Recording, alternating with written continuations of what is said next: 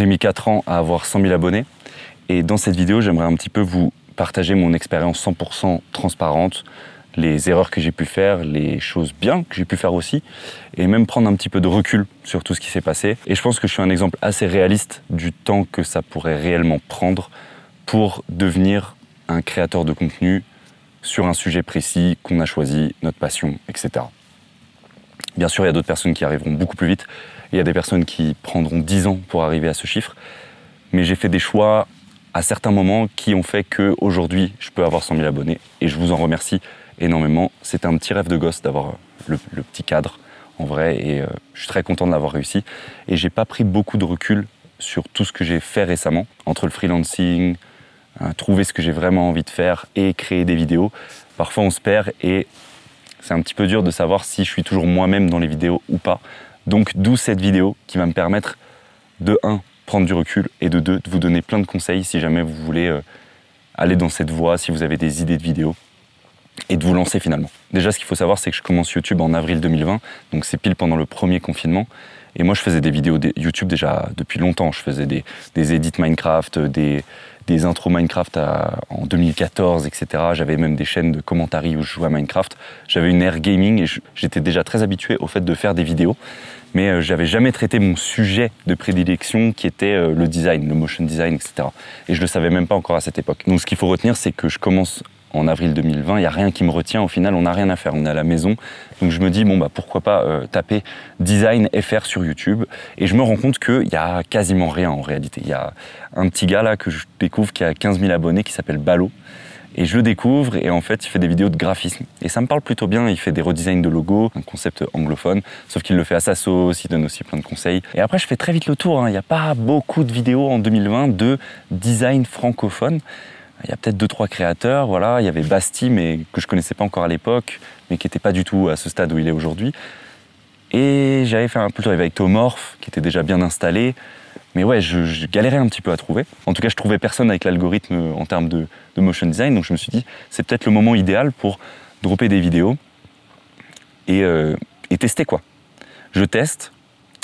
Première vidéo plutôt tranquille, des stats tranquilles, normales. Et après, au fil du temps, je me dis, mais autant connecter avec d'autres créateurs pour justement construire une communauté. Et au final, je contacte Balo, j'y vais au culot. Je le contacte sur Instagram. Je me dis, franchement, il doit être assez accessible, en toute sincérité. Donc j'y vais au culot, je lui dis, écoute, pour ta prochaine vidéo de redesign de logo, est-ce que ce serait possible que tu m'envoies tes redesigns de logo en avance et moi je les anime? Comme ça, on peut faire une vidéo un petit peu crossover sans qu'on ait forcément besoin de tourner ensemble. Donc toi, ça ne te rajoute pas de temps de tournage. Tu m'envoies juste tes fichiers et moi, je les anime. Et puis après, on se dit juste dans nos vidéos que sur la chaîne de l'autre, on peut aller voir les redesigns et sur la chaîne de l'autre, on peut aller voir les animations de logo. Et puis, c'est ce qui se passe. Et là, c'est une question d'énorme timing. J'ai une énorme chance, en toute sincérité. Le moment où il poste ce redesign de logo, Balo prend une exposition de fou. Et en plus, il me cite au début de la vidéo, il met le screen de ma chaîne et tout. Vraiment, il est hyper gentil de faire ça. Et ce qui se passe, c'est qu'il prend genre 80 000 abonnés en l'espace de peut-être 3 semaines, peut-être 1 mois. Et je sais plus exactement le timing. Mais en gros, ce qui fait que ma vidéo part dans les algorithmes. Et là, je prends genre 10 000, 20 000 abonnés d'un coup. Je sais plus exactement combien. Donc c'est un bump de départ qui est juste astronomique et non prévu. C'est-à-dire que je voulais juste faire une vidéo sympa, collab, mais le truc prévu, c'était pas que ça prenne autant. Donc au final, très très content, bien sûr, d'avoir eu cette chance. C'était vraiment un coup de timing. Si vous vous lancez sur YouTube ou vous voulez parler de choses sur YouTube, c'est déjà un premier point qui peut nous différencier. C'est que moi, j'ai eu un timing avec de la chance. Donc ça, malheureusement, c'est pas possible de prédire ce genre d'événement. Donc là, je prends une grosse exposition. Ma vidéo, elle dépasse les 100 000 vues. La vidéo d'animation de logo. Et là, je me dis, mais en fait, ça c'est gagné, quoi. Il n'y a plus qu'à créer des vidéos. Et je fais une prochaine vidéo qui marche plutôt bien. Je passe même dans créateur à découvrir. C'était un truc que YouTube faisait à l'époque. Et ils font plus maintenant, je crois. C'est créateur à découvrir. J'étais en page d'accueil YouTube au-dessus des tendances. Il y avait encore les tendances à l'époque. Les tendances avaient encore un tout petit peu d'impact. Aujourd'hui, elles n'ont quasiment plus. J'étais tout en haut créateur à découvrir. J'avais que 4 vidéos dans mon catalogue. Donc en fait, les gens, ils me découvraient, mais ils avaient pas beaucoup de vidéos à regarder.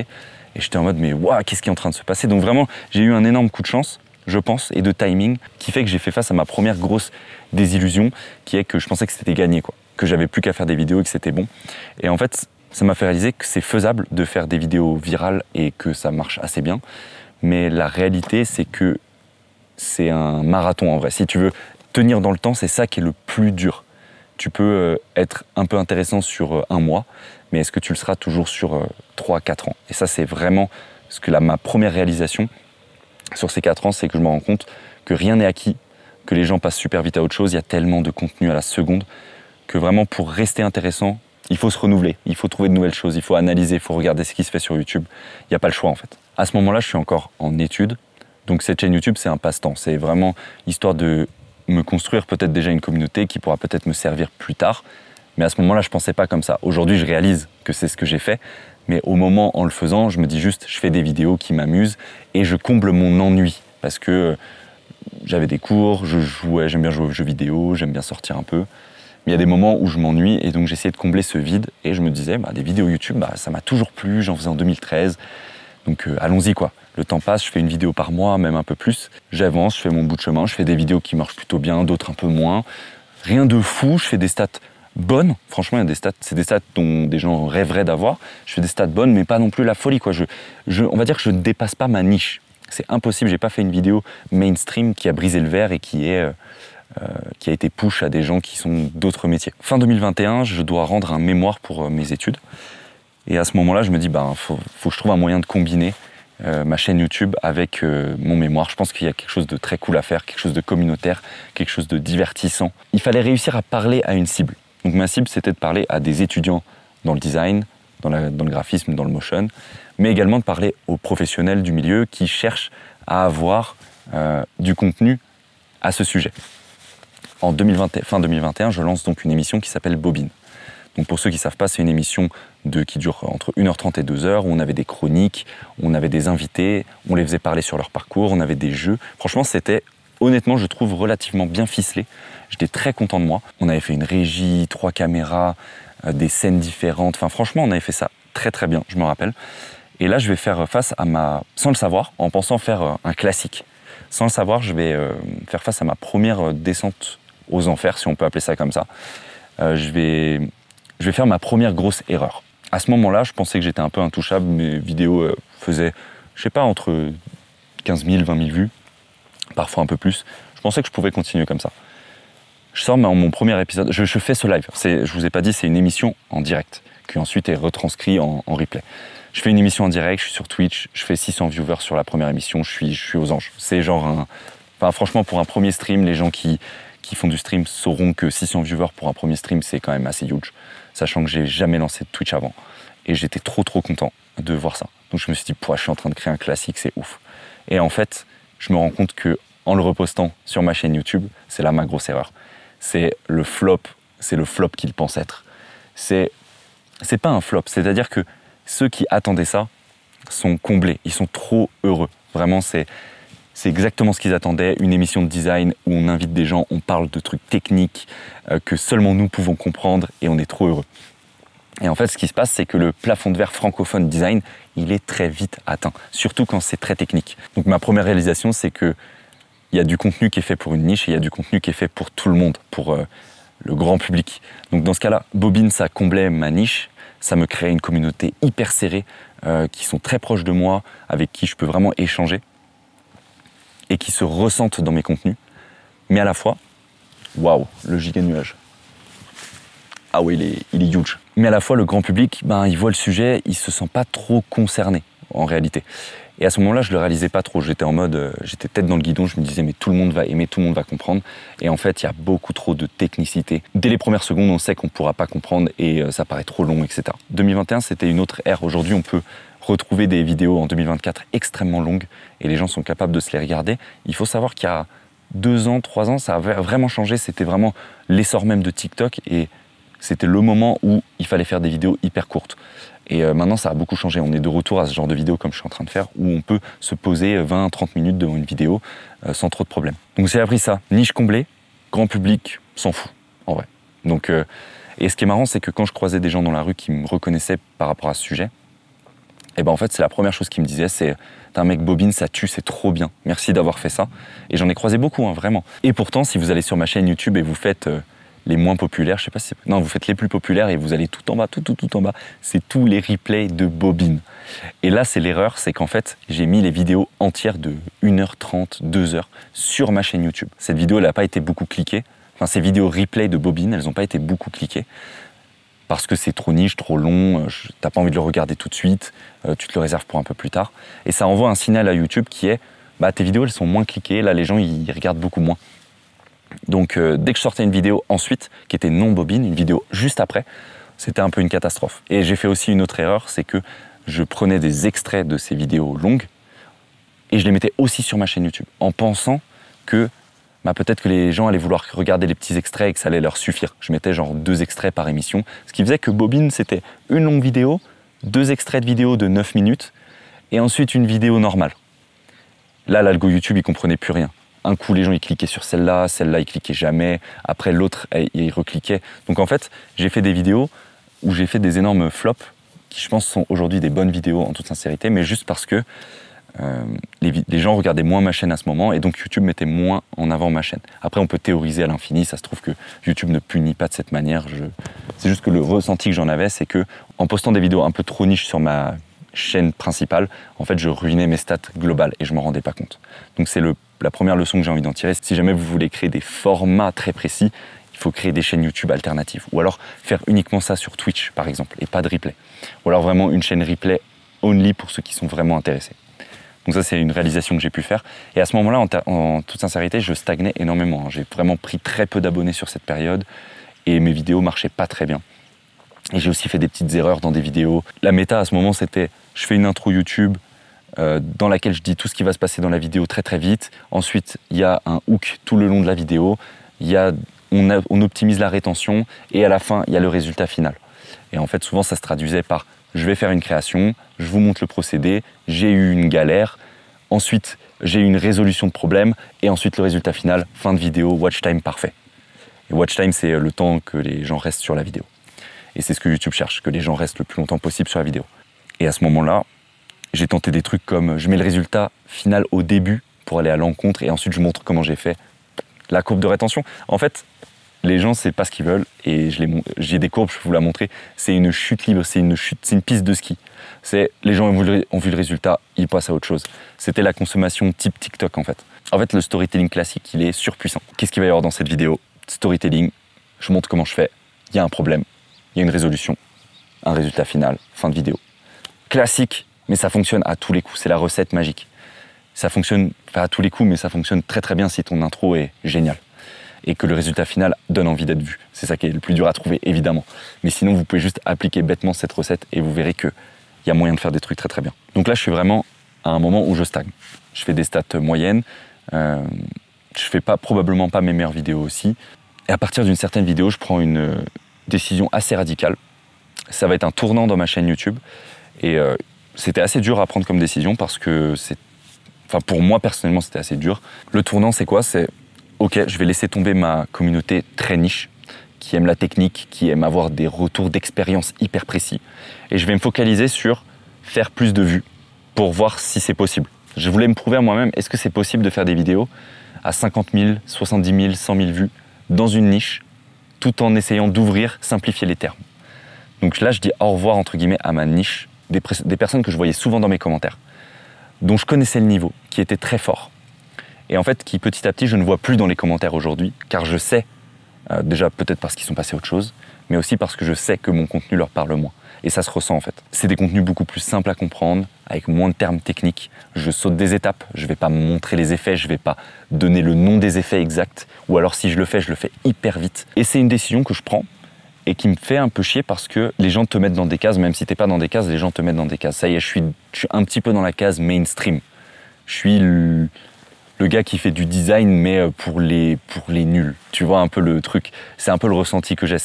Je fais du design, je montre des trucs et je les simplifie de fou pour que tout le monde puisse comprendre. Des développeurs, des freelances, des gens en école de communication, community manager, tout ce que tu veux en fait. J'ai maintenant beaucoup plus de variété et donc une audience entre guillemets, je dis bien entre guillemets, moins qualitative. C'est une audience beaucoup plus quantité. Ça peut être n'importe qui. Et à l'époque, j'avais une communauté, c'était motion designer français, francophone. Ou alors même graphiste et motion designer francophone, ce qui reste hyper précis. Et maintenant, je peux avoir un peu tout, développeur freelance, alors que peut-être il va jamais faire d'animation de sa vie. Juste, il va regarder ma vidéo parce que mon intro était bien, ça donne envie, je suis pas trop technique, il peut comprendre. Ou même si je suis un peu technique, il arrive à comprendre avec les images que je montre. Donc voilà, je fais ce choix. Et ce qui est drôle, c'est que sur les réseaux, tu remarques un petit peu des pics que tu peux te prendre par-ci, par-là. Tu vois, quand tu es dans une niche et que tu parles que dans ton cercle, dans ta petite bulle, il y a certaines personnes qui n'aiment pas trop quand cette niche devient mainstream, explose parce que tu t'éloignes de cette niche. Je ne sais pas trop comment expliquer, c'est dur à exprimer, je ne sais pas si je suis clair. Les niches et les communautés bulles, je les vois un tout petit peu comme des sectes, ils sont tout le temps entre eux. Et du coup, quand il y en a un qui décide de plus trop rester dans ce clan, et de s'ouvrir à des gens qui ne sont pas du métier, c'est souvent un peu mal vu. Je ne sais pas comment expliquer. En gros, être mainstream, c'est devenu un peu mal vu. Et c'est un peu un ressenti personnel. C'est le ressenti que j'ai pu voir quand j'entends des gens parler. En gros, voilà, je fais du contenu pour d'autres personnes maintenant. Je fais plus trop du contenu pour les motion designers, au final. Je fais du contenu facile à comprendre, divertissant. Je pense que si j'étais pas sorti de cette niche, en toute sincérité, aujourd'hui, je serais toujours à 30 000, 40 000 abonnés. Ce qui serait pas un souci. C'est un choix à faire. Soit tu décides de rester dans ta commu super proche et tu fais tes vidéos et tu parles à des gens et tu crées des trucs communautaires ultra précis. Ou alors tu décides de t'émanciper un peu, tu lâches les termes techniques, tu rends tout plus compréhensible. Et là, tu t'ouvres à plus de monde et c'est complètement différent. Voilà. Et tu fais peut-être plus de vues, mais aussi tu as moins de commentaires qualitatifs parce que tu as beaucoup plus de gens qui ne comprennent pas ton métier. Donc ce truc de niche, il est un petit peu compliqué. Je passe aussi un tournant sur les scripts. Avant, je tournais mes vidéos un petit peu freestyle, je mettais 2-3 notes et je laissais tout aller. Un peu comme je l'ai fait aujourd'hui, là, c'est que des petites notes et je parle un petit peu. Sauf qu'au montage, c'était un calvaire. Genre, en gros, c'était pour un truc qui pouvait être dit en 1 minute 30, j'ai mis 23 minutes. Et en vrai, c'était chiant parce que encore aujourd'hui, je fais tous mes montages, je fais tout de A à Z. Et parce que j'adore ça. Mais du coup, le temps du montage était complètement dingue. Et à cette époque-là, j'avais de moins en moins de temps, donc il fallait que j'optimise un peu mieux, que je me structure un peu pour sortir des vidéos 1 fois par mois, au moins. Donc je commence à écrire mes scripts. Et je découvre un tout nouveau métier qui est l'écriture, que j'aime bien. C'est-à-dire que toutes les vidéos que vous voyez à partir de 2022, en vrai, ou milieu 2022, elles sont en fait écrites mot pour mot. Et c'est un peu ce que je fais devant la caméra, c'est un peu du théâtre au final. Je pose mon plan, je prends une attitude, je parle. Je reste moi-même, quand même, évidemment, mais en faisant un petit peu des scripts, au final, ça devient un tournage, quoi. Ça devient un vrai tournage pro, limite. C'est homemade, mais ça devient un peu... ouais. J'ai dit ça dans la phrase, bon, je la tourne, je change un peu la phrase, mais il faut que je reste quand même assez proche de ce truc parce qu'après, il y a ma transition. Et je commence à réfléchir aux transitions, storytelling, dans quel ordre vont apparaître les choses. Et voilà, je commence à prendre ça un peu plus au sérieux parce que ça me plaît. Et aussi parce que je vois que quand je fais bien, et quand je mets beaucoup d'efforts et que j'ouvre un peu plus mes vidéos, elles font plus de vues et ça parle à plus de monde. Et ouais, en vrai, je le fais pour les vues, en vrai. Je le fais pour partager. Je le fais pour que l'animation soit un peu connue de tout le monde, le motion design soit un peu connu de tout le monde, et en même temps que ça divertisse les gens. En vrai, c'est du contenu fast-food divertissement. Mais j'essaye quand même d'y ramener un truc où on peut toujours en tirer quelque chose. Ensuite, je commence un petit peu aussi à m'intéresser de plus en plus aux miniatures. Je savais déjà qu'avant, c'était super important, mais je ne pensais pas que ça le serait autant. Et les miniatures, c'est réellement quelque chose qui peut devenir maladif, parce que on a un running gag avec Basti, lui, qui est un youtubeur. On fait tout le temps 3 miniatures pour être sûr que si la vidéo marche pas, on change la miniature. Parce qu'en fait, c'est vraiment de la psychologie pure, quoi. Je me mets à la place du spectateur et j'ai besoin de créer une miniature qui donne envie de cliquer. Qu'est-ce que je fais sans mentir? Parce que mentir, ça crée un effet de déception. Donc les gens vont partir de la vidéo. Tout comme sans trop abuser, parce que sans trop surestimer ta vidéo, parce qu'après, pareil, ça crée un effet de déception. Il faut trouver ce juste milieu d'une miniature qui est simple à comprendre, à la fois belle, parce que ça donne envie de cliquer, et en même temps, qui répond au sujet de la vidéo, le titre. Le miniature et le titre, ils jouent ensemble. Faut pas mettre 2 fois la même chose, faut que le titre amène vers la miniature ou que la miniature amène vers le titre. Et là, je me rends compte à quel point c'est technique, en vrai, de créer des miniatures compréhensibles, faciles à comprendre de tout le monde. Parfois, ta tête dans le guidon, tu as l'impression que c'est évident, et en fait, tu montres la miniature à quelqu'un d'autre, il comprend rien à ce qu'il y a sur la miniature. C'est fou comment c'est dur de créer une miniature ultra pertinente. Et donc là, ça me rend un peu... Ouais, c'est vraiment maladif parce qu'aujourd'hui, il y a l'outil test des miniatures, mais c'est très récent. Pendant 10 ans de YouTube, il n'y avait pas, donc tu devais changer les miniatures manuellement. Mais ce que j'aime bien avec YouTube, et c'est pour ça que c'est trop bien, et j'ai plein d'exemples qui ont fonctionné, c'est que YouTube te laisse une deuxième, une troisième, une quatrième chance en vrai. Tu peux toujours changer de miniature, même genre... ouais, 2 semaines après. 2 semaines après, tu peux changer de miniature et de titre, et ta vidéo, elle peut décoller. C'est une folie. C'est pour ça que j'aime trop YouTube, c'est parce que YouTube, il continuera continuellement à afficher ta vidéo dans le feed homepage. Et juste s'il y a plus de monde qui clique à un moment, ça donne un indicateur à YouTube qu'il va pouvoir l'envoyer à encore plus de monde parce que depuis que tu as changé ta miniature, ça clique beaucoup plus. Donc cette vidéo doit être bien. En plus, les gens la regardent longtemps, donc cette vidéo doit être encore mieux. Et il l'envoie à d'autres échantillons de personnes qui, eux, vont aussi beaucoup cliquer et c'est comme ça qu'une vidéo décolle. Et donc souvent, quand tu vois que ta miniature est en dessous d'un certain taux de clic, souvent en dessous de 10%, en dessous de 5%, tu sais que tu dois changer de miniature ou alors tu sais que tu dois améliorer quelque chose dans le titre. Et puis si tu as tout essayé et que c'est quand même un flop ou des moins bonnes stats, c'est que ton intro de YouTube, ton intro de vidéo doit être sûrement pas assez aguicheuse. Elle donne pas assez envie d'aller au bout de la vidéo. Et donc ton watch time est moins bon. Et tu vois, je commence à rentrer dans un YouTube ultra analyse. Et je perds ce YouTube du départ qui était simplement, je fais une vidéo, je la poste, et j'aime bien, je vais voir les commentaires, je vais voir si ça fait quelques vues. Et là, c'est vraiment, j'optimise tout. Et c'est un peu maladif. Et en vrai, mais à la fois, ça me fait plus de vues. Donc je suis un peu dans ce truc de, est-ce que je m'en fous, je fais moins de vues, mais donc peut-être je plante ma chaîne YouTube dans 2 mois, parce que je fais que des vidéos de merde à la suite. Ou alors je mets beaucoup plus d'efforts, mais tout est millimétré, voire professionnel presque, et je fais plus de vues. C'est des choix à faire. À cette époque-là, je commence aussi à avoir sérieusement des sponsors qui commencent à sérieusement bien payer. À cette époque-là, je fais tout moi-même, j'envoie mes mails moi-même au culot à des marques, on fait des contrats, etc. Ça commence à vraiment bien payer, en parallèle de mes études toujours, et ensuite en parallèle de mon lancement en freelance. Et j'en parle d'ailleurs dans mes vidéos freelance qui s'affichent ici. Je détaille tout. Et depuis octobre dernier, j'ai pris un agent avec qui je travaille. Et c'est lui qui me trouve mes sponsors, qui me fait tout ça. Je détaillerai tout dans ma vidéo qui arrivera en octobre sur mes 2 années en freelance. Ça fait la 2e année que je serai en freelance et je vous détaillerai tout ce qui a changé durant l'année dernière. Il y a beaucoup de choses qui ont évolué, si mon chiffre d'affaires a changé, etc. Donc YouTube commence à être une énorme part de mes revenus au final. Et donc ça met encore plus de pression et ça me fait me prendre encore plus au sérieux. Ensuite, parlons des shorts. Donc les shorts arrivent sur YouTube, c'est rien d'autre que Reels et TikTok, mais sur YouTube. Et ils font une com de fou YouTube, ils veulent absolument que tu en fasses. Et globalement, en gros, si tu en fais pas à ce moment-là, ta chaîne YouTube, en vrai, elle sombre un peu, quoi. Les stats shorts sont insane, les gens prennent beaucoup d'abonnés. Des abonnés un peu fantômes, faut se le dire. J'ai joué le jeu, j'ai fait des shorts qui sont des extraits de mes vidéos. Parce que ma façon de faire des contenus courts, à contre-cœur, puisque j'aime pas trop ça. Vu que j'aime pas les contenus courts, je me suis dit, s'il y a bien une chose à quoi doivent servir ces contenus courts pour moi, c'est que ça me ramène des gens sur ma chaîne YouTube. Donc moi, ma façon de penser, c'était, je vais faire des shorts qui sont des extraits de mes vidéos YouTube longues, en 1, 2, 3 parties, j'en ai rien à foutre. Et juste, j'ai envie de montrer aux gens qui me connaissent pas encore qu'il existe des chaînes YouTube qui parlent de motion design et de design.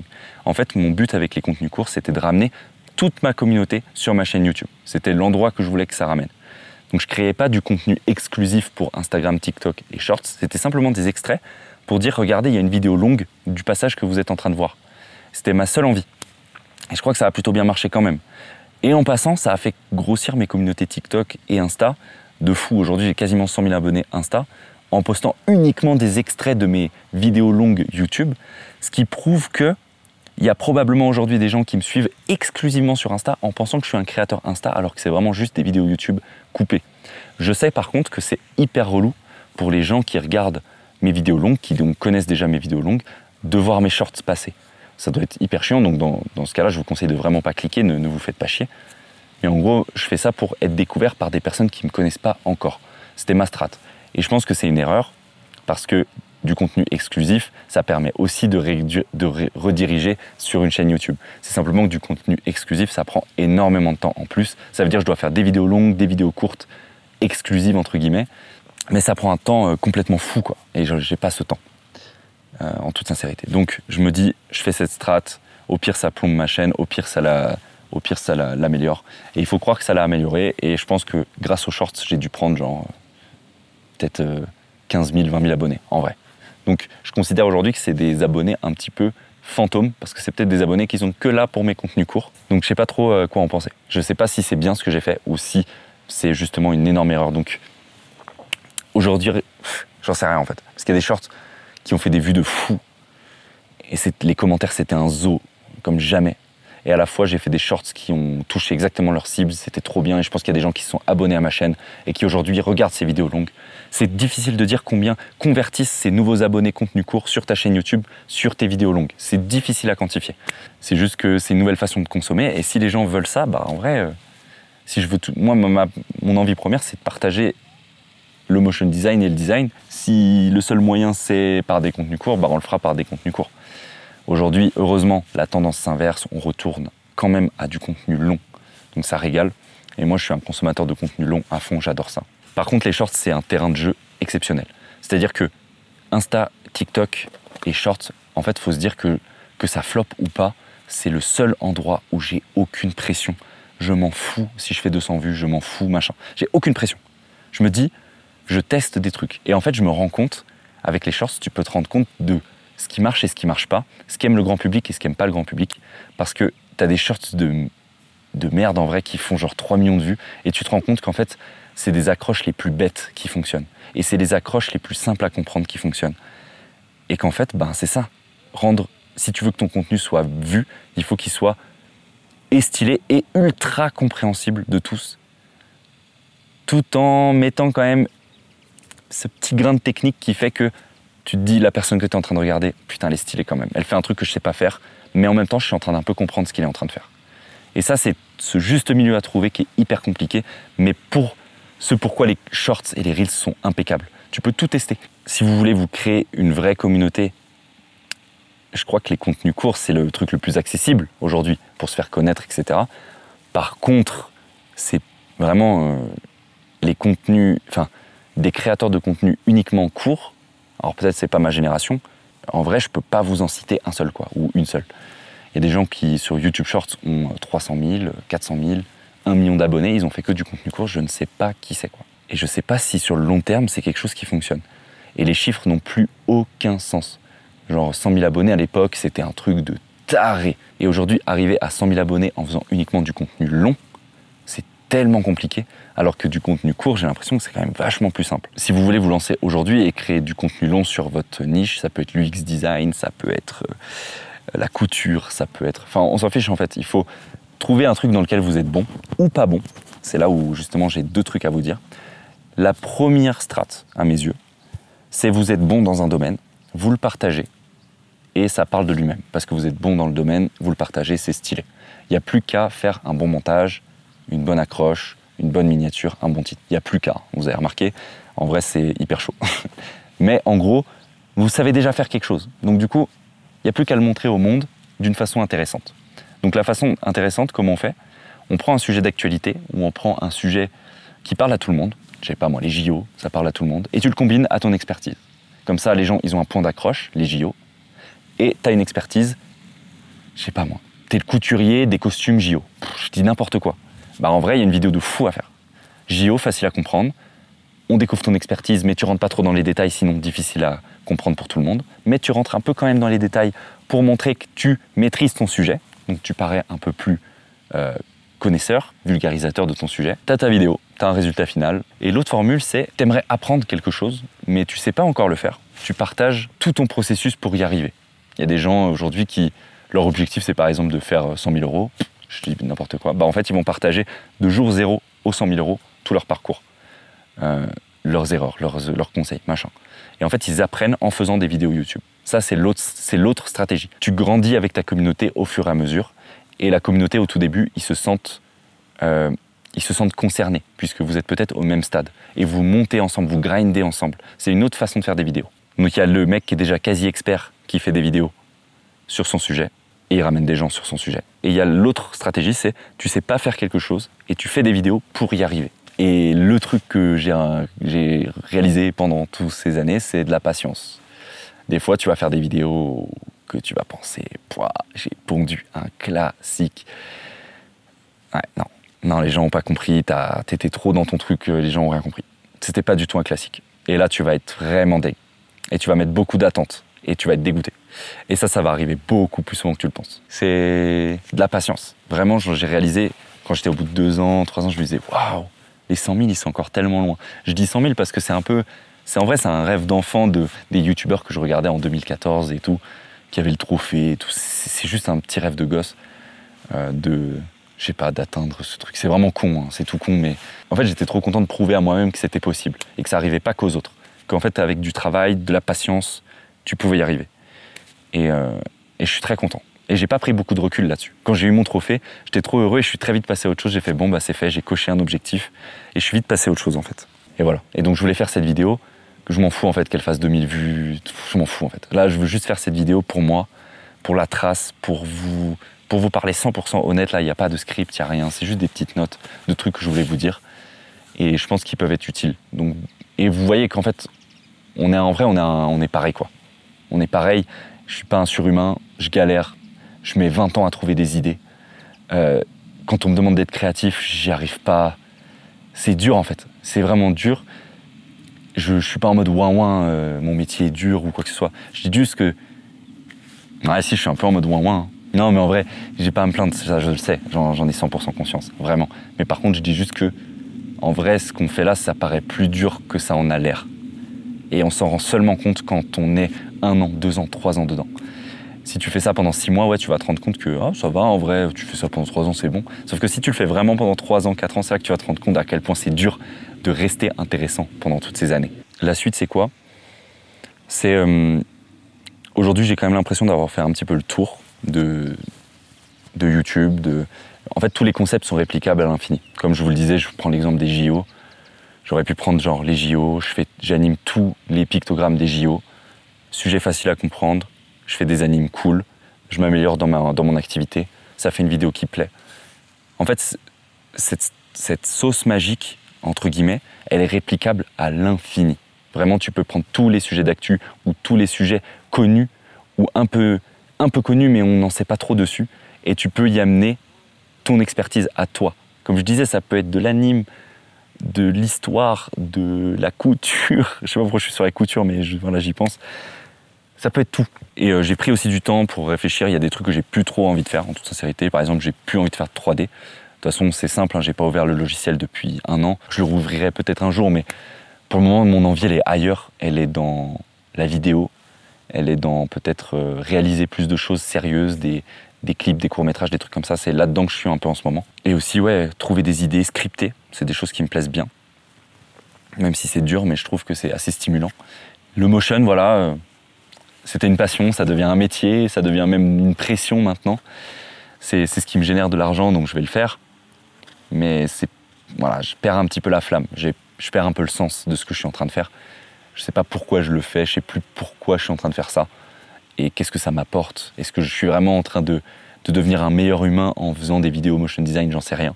C'est pour ça que je suis un petit peu, voilà, en train de chercher, je me trouve, je me cherche. Que vous soyez un petit peu au courant, voilà, je suis en train de me chercher, je sais pas trop ce que je vais faire, comment on va continuer cette chaîne YouTube. Je pense que vous verrez pas beaucoup de différence, mais moi, je vais changer ma manière de travailler. Mais je pense que dans le rendu final, vous retrouverez des vidéos qui sont bien, dans tous les cas, et qui vous parleront. Et en vrai, je suis un peu à ce moment où, bah, c'est bien là. Genre, j'ai pas besoin de plus. Moins, c'est chiant, mais j'ai pas besoin de plus en vrai. Et pareil, en termes de notoriété, j'ai pas trop envie de plus non plus. J'ai l'impression que je suis un peu à ce spot où, allez, je peux aller encore un tout petit peu plus loin, mais vraiment pas envie d'avoir la vie des Mastus, des Michou et compagnie. Ça m'intéresse pas du tout. À la limite, si c'est pour débloquer des budgets de fou et faire des vidéos de fou, ok. Mais si c'est pour être reconnu dans la rue, puis pouvoir sortir, machin, ça, c'est vraiment pas, ça m'intéresse pas du tout. C'est cool, là, c'est vraiment trop bien. Je croise peut-être une personne par mois, on discute, ils sont trop gentils, il ou elle sont trop gentils. C'est des personnes civilisées. On peut discuter de notre sujet commun qu'on aime bien, qui est le graphisme, le design, le motion. Et c'est des gens super polis. Il n'y a pas d'émeutes ou de trucs comme ça. Donc vraiment, c'est juste agréable. Je pense que vous avez compris. En gros, c'est un peu le sweet spot.